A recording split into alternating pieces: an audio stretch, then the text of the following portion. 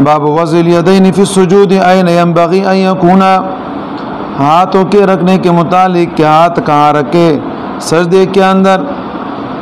N ینبغی ان یکونا، کون سا جگہ مناسب ہے ہاتھ کے رکھنے کا.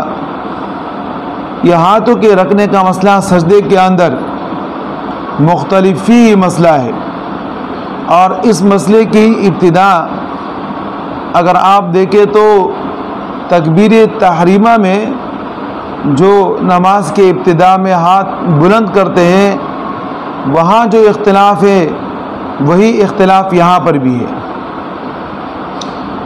لیکن یہ ہے کہ مختصراً یہاں بتا دیتے ہیں، امام ابو حنیفہ، امام مالک، یہ حضرات ایک طرف ہے، اور امام شافعی اور امام احمد یہ دونوں حضرات دوسری طرف ہے.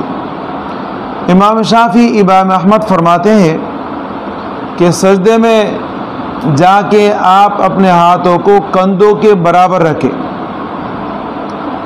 جیسے کہ آپ نماز کے لیے کھڑے ہوتے ہیں تو تکبیر تحریمہ کے وقت اپنے ہاتھوں کو بلند کرتے کندھوں کے برابر، لہذا سجدے میں بھی جا کے آپ اپنے ہاتھوں کو کندھوں کے برابر بالکل سیدھ میں رکھیں.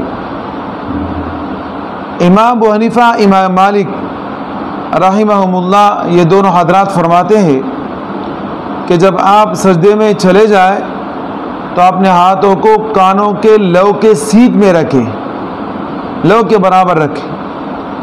جیسے کہ نماز کے ابتدا میں امام صاحب کے ہاں یہی تھا کہ آپ اللہ اکبر کہیں گے تو اپنے ہاتھوں کو کانوں کے لو کے برابر رکھیں گے.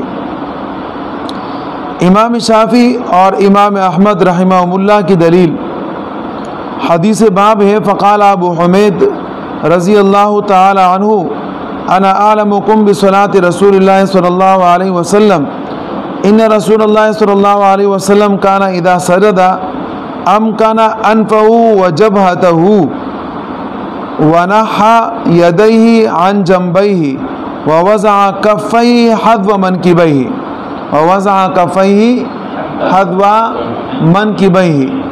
اپنے ہاتھوں کو کہاں پر رکھے؟ کندھوں کے سیدھ میں، کندھوں کے برابر.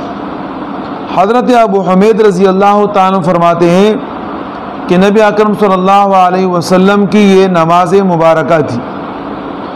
اور اسی طریقے سے امام مالک، امام ابو حنیفہ رحمہم اللہ کی دلیل حضرت وائل ابن حجر رضی اللہ تعالیٰ کی روایت ہے، قال کان رسول اللہ صلی اللہ علیہ وسلم اذا سجد کانت یداه حیال اذنیہ، کہ نبی اکرم صلی اللہ علیہ وسلم جب سجدہ فرماتے ہیں تو اپنے ہاتھوں کو رکھتے تھے حیال اذنیہ، کانوں کے سیدھ میں، کانوں کے برابر.